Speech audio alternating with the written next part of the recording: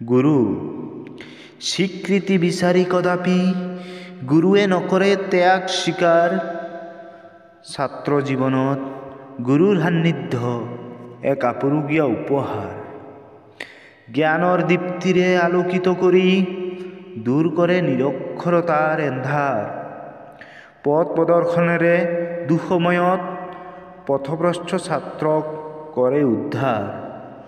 অতুলনীয় সমৰ্পণ আৰু ভক্তিৰে কৰ্মক আসক্তিলৈ কৰে ৰূপান্তৰ। অনুপ্ৰেৰণাৰ উৎসৰ ৰূপত ভূমিকা পালন কৰে যুগ যুগান্তৰ।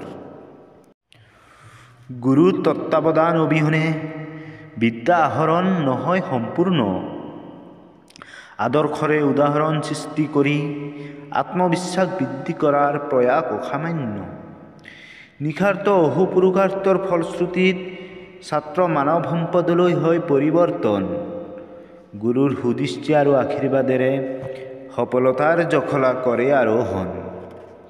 চিন্তা শক্তিৰ উৎকৰ্ষ সাধনত প্ৰকাশ পায় গুৰুৰ অসীম ধৈৰ্য। শ্ৰদ্ধাৰে আন্তৰিক কৃতজ্ঞতা জনাই পদধূলি লোৱাৰ হ'বনে সৌভাগ্য। ধন্যবাদ।